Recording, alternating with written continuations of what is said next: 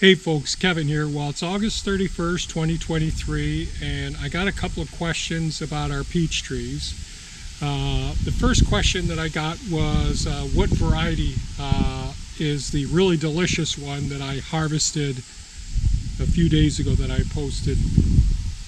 And I gotta say, I'm gonna stand next to a pillar here because of the winds here. I gotta say my favorite variety of peach that I liked so much is Blushing Star Peach by Stark Bros. Really delicious variety. They produce pretty significant large fruit, especially if you prune and thin the peach trees. And I don't leave a good example for that. I'm just too darn busy with other things. But they're a stone free. In other words, the pit doesn't stick tenaciously to the flesh of the peach, making it real easy. So when Thea's harvesting, when Thea is processing our peaches, we leave the skins on. Thea reaches in one end of the peach with a pair of pliers, grabs a hold of the pit, and pulls it out. And that way we can use the pit for planting more peach trees. And the flesh, it just gets either cut in half or in quarters, and those are put in 1 gallon freezer bags and put right into the freezer. And we have them in our smoothies every day. So I don't want to say it's quick, but it's relatively simple way of processing the peaches. Now I've had a whole variety of different peach varieties that I've started here over the years, and I made the mistake of not getting Freestone, the ones that like I mentioned, the Blushing Star, are really good, that the pit doesn't stick to the flesh, where there are some that actually cling pretty tenaciously to the flesh even after they're ripe. So when a Freestone peach is ripe, that pit will come right out with ease. You could reach in with your fingers, grab a hold of it, and it should slide right out. Whereas the other varieties, some of them are just so darn much of a hassle, and even when you're eating the fruit, there's still fruit on the pit. So I don't care for those as much, and I've eliminated, I think, all of them on the property. But we have multiple varieties. The Blushing Star ripens the end of August, September, and we have different ones on the property that ripen at different times, and they're pretty good. It's a little breezy here today, so hopefully the wind isn't affecting the camera here. But another question that I got was, how do I have any tips on preventing squirrels from getting the fruit? So I'm gonna walk over and show you this one that we have in our little fenced-in area here around the house. You see, so this is another Blushing Star peach variety here, and here's one pest. So this is a wasp. I don't know if you could see it. That's they eat the flesh of them, and that's how I got stung the other day when I was picking them off. They're really not a problem. I leave those there and let them have it. And the squirrels will get up in here.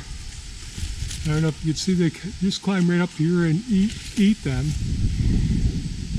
Do I have any good solutions? I'm going to step inside of the Harbor Freight here for the wind. So do I have any great solutions for decreasing the chances of squirrels getting your fruit? Well, one thing is, a lot of people will say, cut all the lower branches that could have the fruit on it. That discourages the squirrels. Doesn't discourage our squirrels. Getting a small breed dog like a rat terrier that love to chase squirrels, that might be something, but that's a whole other can of worms, something to deal with. And that could be a real problem with your dog chasing the squirrels all the time. Something that I haven't tried, because we just let the wildlife have all that they want here. We're not worried about it. But if I only had 1 or 2 trees and I really was dependent on the fruit, I'd probably use the tree tubes that you've seen in other videos that we have. Squirrels don't like climbing those tree tubes. They're a little bit challenging. They're smooth on the outside and they slip. Now they can jump, and if there's another high object like a building or another tree nearby, they'll just hop from tree to tree or from building to the tree and get the fruit that way.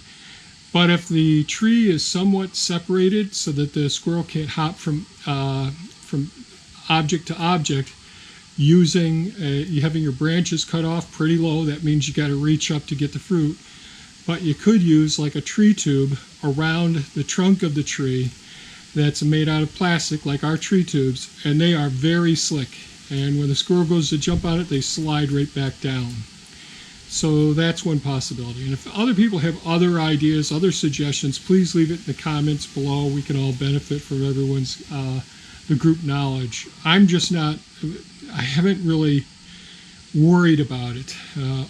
All sorts of critters are in our trees all the time. The birds are in there all the time. Certainly the insects, the wasps are in there as soon as the fruit gets ripe. And the apples, they'll hollow out. All you'll see is the skin of the apple, and if the sun's just right, you'll see the wasps inside of it just eating all the flesh of it. And those wasps are pretty beneficial for getting all of the rest of the pests, the caterpillars especially, that can do damage in your garden. Those wasps go and predate on those other pests. So they can have some of the apples. I'm fine with that. So I think that's it for today's video. I just wanted to respond to the question about the peach trees. They are Blushing Star from Stark Brothers, or Stark Bros online. I think they have decent prices and good quality. They've got a 1-year warranty on most of the plants that they sell as well. So that's it. Any suggestions, please leave them below so that all of us can benefit from the group wisdom. Thanks so much for watching. Have a super fantastic and safe day. Bye-bye now.